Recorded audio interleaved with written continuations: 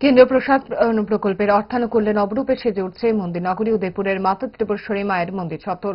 সামনের মাসের কোনো একদিন এর উদ্বোধন হওয়ার কথা রয়েছে। পরিকল্পনা মতো এই উদ্বোধন হওয়ার কথা দেশের প্রধানমন্ত্রীর হাত ধরে। সে মতো প্রস্তুতির শেষ লগ্নে মন্দিরনগরী। শেষ তুলির টান পড়ছে নবনির্মাণে। এর মধ্যেই দেওয়ালের রং নিয়ে শাসক বিরোধী রাজনৈতিক তরজা উঠল চরমে। আক্রমণ আর পাল্টা আক্রমণের সুর চড়েছে এই যুদ্ধে। আজ উদয়পুরের জেলা কংগ্রেস নেতা টিটন পাল এবং বাম নেতা দিলীপ দত্ত শাসক দলের বিরুদ্ধে সুর চড়িয়ে কি প্রতিক্রিয়া দিচ্ছেন তা পাশাপাশি আমরা শোনাবো। দেখুন। মনে হচ্ছে ভারতীয় জনতা পার্টি হিন্দু সনাতনী ধর্মের সেখানে ঠিকা নিয়ে সেখানে রেখেছেন।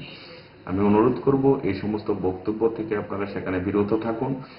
মা ত্রিপুরেশ্বরী মন্দিরের মূল মন্দিরটা সেখানে মার যে পূজার প্রিয় ফুল সেই জবা ফুলের কালার, মন্দিরের যে পরিসর সেখানে বাড়ানো হয়েছে। আমরা বলেছিলাম যে সেটাকে গেরুয়া রং না করে মার যে পছন্দের ফুল সেটা জবা ফুলের কালার সেখানে করা হোক।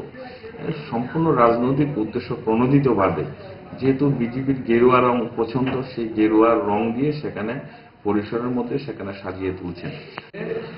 মানুষের যেটা অভিপ্রায়, মানুষ যেটা চাইছেন যে অতীতে সুদূর অতীতে মন্দিরের যে রং ছিল জবা কালার ছিল, সেই রকম কালার দিয়েই মন্দির চত্বর রং করা হোক। এবং এটা যদি না হয় রাজ্যের মানুষ, উদয়পুরের মানুষ কিছুতে মেনে নেবে না, তীব্র প্রতিবাদ করবে, অথবা এই সমস্ত বিষয় নিয়ে তাদের সমস্ত নোংরা রাজনীতি নিয়ে শহরের মানুষ, উদয়পুরের মানুষ অথবা আন্দোলন দিতে পারে। ওনাদের তো লাল রং পছন্দ না, তোমরা একটা সিদ্ধান্ত নিন না। মায়ের গলা প্রতিদিন যে ত্রিপুরেশ্বরী মাকে যে মালা দিয়ে তাকে পূজা করা হয়, তার গলা যে মালা দেওয়া হয়, এটা কি গেরুয়া রঙের মালা? অনুরোধ করা এই যে মালার বাড়িতে মানুষ বিভিন্ন সময় মানস করে যে আমি এখানে পাঠা বলি দিব, এই করবো সেই করবো, তো পাঠাতে পাঠার গলায় যে মালাটা দেওয়া হয় এটাকে গেরুয়া কালার মালা দেওয়া হয়। দোষ আপনার ফুড হ্যাবিটে নয়, ভেজালে।